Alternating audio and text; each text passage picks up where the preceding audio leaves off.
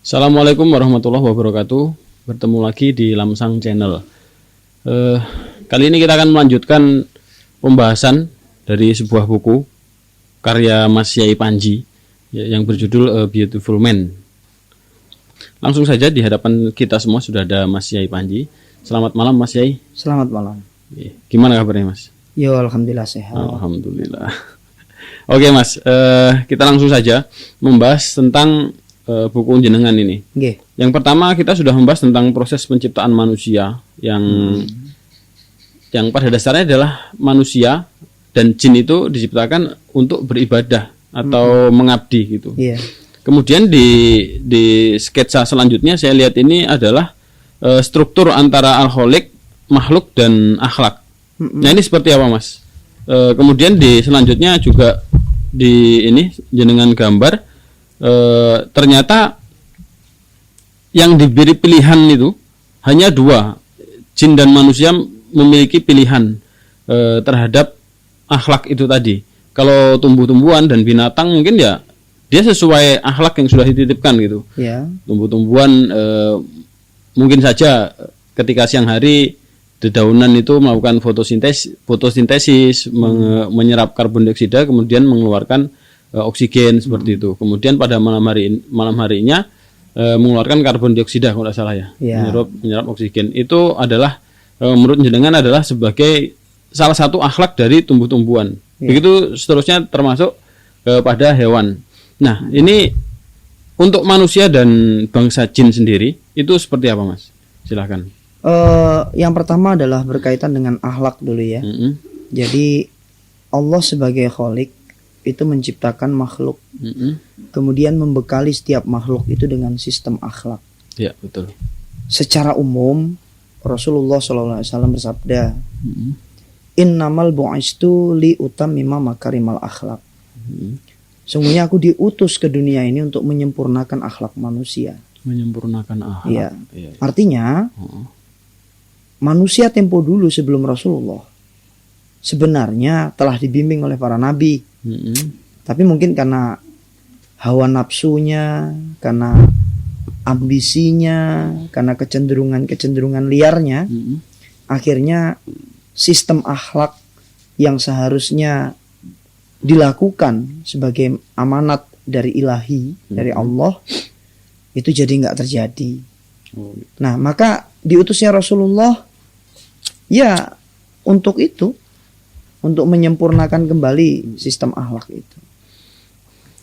Lalu kemudian kalau Anda tadi mengatakan bahwa selain jin dan manusia itu akhlaknya bagaimana, kan gitu ya? Iya. Kan Allah mengatakan yusabbihu lillahi ma fis samawati wa ma fil ard. Bertasbihlah segala yang ada di langit maupun yang ada di bumi.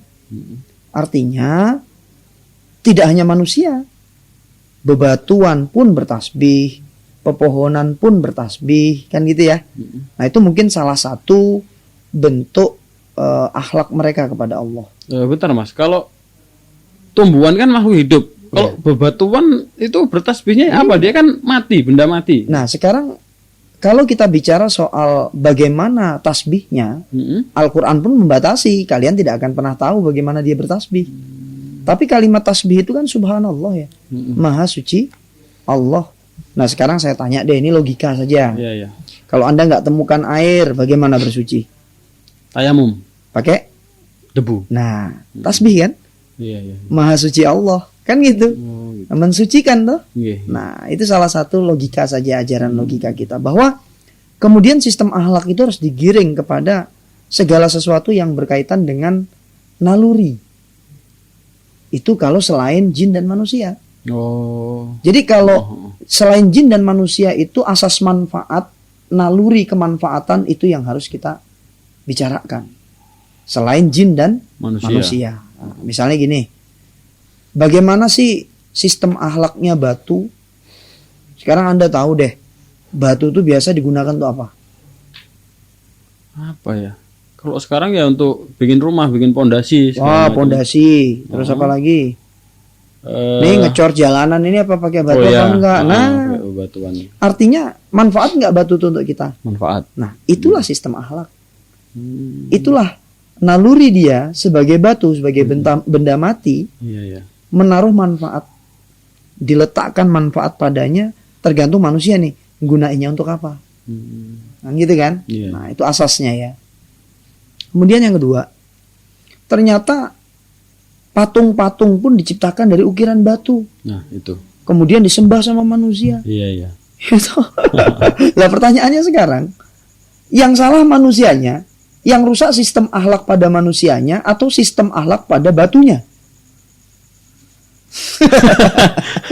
Batu kan tidak bisa ngapa-ngapain. Ya itu, artinya kan berarti ada sistem akhlak yang lebih tinggi kan, yang harus meletakkan kemanfaatannya itu pada titik yang mana. Lah kalau dibikin patung, udah batu harusnya bikin jalan, udah manfaat nih, malah dijadikan patung disembah-sembah. Lah ini kan berarti yang merusak itu bukan sistem akhlak batunya, tapi sistem akhlak manusianya. Itu yang diperbaiki Rasulullah. Jadi kalau seandainya ada patung gitu ya, mungkin di alun-alun atau mungkin di rumah seorang seniman gitu. Weh, musyrik kamu, ada patung sih. Ya nggak selalu begitu. Artinya gini, ketika patung itu digunakan sebagai alat persembahan, ya kan? Nah itu baru jatuh kepada kemusyrikan. Oh, tergantung dari manusianya memperlakukan si batu itu tadi. Kalau itu sebagai karya seni, saya rasa nggak jatuh kepada kemusyrikan. Kita hanya menaruh simpati atau menaruh kekaguman pada karya seni, tidak sebagai dia yang menentukan ini dan itu kejadian pada manusia baik dan buruk ditentukan olehnya. Nah itu rusaknya sistem akhlak pada manusia. Nah lalu tadi kan Anda tanya juga, nggak hanya batu loh ya, contoh pohon deh. Kan ada juga tuh pohon yang dihuni oleh bangsa jin, ya toh. Kemudian kalau orang lewat situ biasanya diganggu dengan penampakan. Nah, akhirnya ini manusia pada berbondong-bondong memberikan sesajen tuh ke situ supaya nggak ganggu. Lah ini yang rusak pohonnya, jinnya atau manusianya kan gitu kan? Iya. Padahal ya pohon ya tempat bernaung, tempat tinggal ya monggo kerso, memang itu fungsinya kok. Dia tidak punya pilihan sikap pohon itu ya. Yang punya pilihan sikap adalah manusia dan jin. Lalu Anda tadi bertanya, makanya Allah berfirman kan, fa'alhamaha fujuraha wa taqwaha. Nah, kami beri dua pilihan nih jalan untuk manusia nih. Nah, kalau tadi selain manusia dan jin pakai naluri atau insting, tapi kalau manusia itu pakai nalar. Ya, akal. Nalar dikendalikan oleh akal. Jadi misalnya gini nih, kan ada dua pilihan jalan tuh. Jalan yang ke bawah kan, kalau dalam sketsa saya buat kan, fa'alhamaha fujuroha. Fujur itu artinya merendahkan nilai kemanusiaan, akhlak manusia itu turun. Wa taqwaha atau yang naik. Ya. Nah, ini tergantung nalar yang membimbing nih. Lo Anda dengan batu tinggi siapa? Harusnya tinggi manusia. Anda dengan pohon tinggi siapa? Tinggi manusia. Tentu kan? Iya. Nah kenapa? Karena hanya manusia loh dan jin loh yang diberi amanah oleh Allah untuk tinggal di bumi dan memakmurkannya. Loh, yang dimakmurkan dengan yang memakmurkan tinggi mana? Yang memakmurkan. Seharusnya daya kelola itu ada pada diri manusia. Nah, ketika bebatuan, pepohonan atau apalah dia takzim kepada manusia itu sah. Tapi nggak sebaliknya dong mas. Manusia yang malah ini ya kan? Iya. Nah ini mungkin ini bicara soal nalar tadi itu. Jadi sejauh mana kita mampu menalar, mengatur dan menata pikiran kita untuk tidak terjerumus pada unsur-unsur rusaknya akhlak. Nah ini mas, kalau berkaitan dengan bilang sebagai nalar itu porosnya di mana gitu? Tuntunan sebagai kita untuk berpikir, untuk berakal itu apa? Kalau di kita Al-Quran dan hadis atau sunnah Kanjeng Nabi. Itu unsur eksternal kita. Tapi di dalam diri kita kan ada. Di dalam diri kita itu kan kolbun itu namanya, nurani, hati. Jadi letaknya akal di mana? Ayo, di mana letaknya akal? Di pikiran, di otak, nah, kepala. Selalu orang kan mengatakan otak ya. Padahal otak dalam bahasa Arab itu ad-dimaghun. Ad-dimaghun itu stempel, cap, tempat menyimpan sesuatu. Sesuatu yang sudah kita yakini pada hati kita, itu akan di stempel, dicap di dalam otak kita. Jadi otak itu tempat penyimpanan, bukan tempat menalar sesuatu.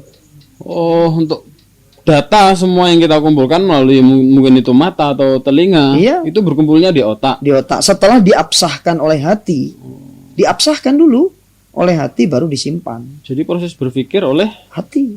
Gitu. Nah, kan ada ayatnya itu. Yang di dalam surah apa itu Al-Hajj ayat 46 itu kalau nggak salah begini. Apa itu? Afalam yasiru fil ardi fatakuna lahum qulubu ya'qiluna biha. Apakah mereka tidak berjalan di muka bumi lalu mereka diberi hati yang dengan hati itu mereka berpikir. Loh, jadi pikiran tuh letaknya di hati. Makanya banyak sekali sekarang tuh jebakan-jebakan pengetahuan ya. Kalau pengetahuan ini kan punya kecenderungan itu lahir dari ketidakpercayaan. Itu kalau pengetahuan. Iya, kemudian dia melakukan pembuktian baru percaya akhirnya kan. Yeah. Tapi berbeda dengan keyakinan. Keyakinan itu lahir dari kepercayaan. Kemudian ada yang berusaha untuk membuktikan itu tidak benar, itu nggak bisa dibantah karena udah keyakinan bentuknya. Nah itu mungkin perbedaannya di situ. Kalau tadi Mas berarti sebagai poros kita berpikir atau berakal itu adalah kalau di kita di Islam adalah Al-Quran dan Sunnah atau hadis itu tadi. Kemudian apakah anak-anak yang belum sempurna akalnya atau belum akil balik, belum mengenal Islam, seperti itu, belum mengenal Al-Quran, belum mengenal siapa Kanjeng Nabi, belum mengenal apa yang disampaikan, itu gimana Mas posisinya? Apakah dia dengan bekal akal yang berada di hati nurani, apakah cukup dengan itu seseorang bisa menyandang kalau di sini tadi ketakwaan gitu. Ya sebenarnya tergantung kedua orang tuanya ya. Kan ada hadis itu yang mengatakan bahwa kullu mauludin yuladu alal fitrah. Sesungguhnya anak manusia lahir itu dengan membawa energi tauhid. Nah, aslinya bahwa mereka itu membawa bekalan akhlak. Tauhid itu adalah wadah di mana akhlak itu tumbuh. Itulah tauhid. Jadi seorang anak lahir dalam keadaan fitrah. Oke, kayaknya harus kita akhiri Mas Yai untuk pertemuan kita pada malam hari ini. Karena sudah 15 menit lebih kita ngobrol tentang prinsip penciptaan manusia yang berkaitan tentang al-khaliq, makhluk dan akhlak itu tadi. Untuk selanjutnya kita akan mungkin masih di sketsa ini atau di pembahasan ini, namun akan lebih mungkin bisa diperdalam lagi atau diperjelas lagi mungkin Mas untuk pembahasannya gitu. Bagi teman-teman yang menyaksikan video ini, silahkan berkomentar entah itu saran maupun kritik ataupun berupa pertanyaan untuk sebagai bahan pembahasan di video saya selanjutnya. Sekali lagi saya ucapkan kepada Mas Yai Panji, kepada teman-teman yang sudah menyaksikan channel ini.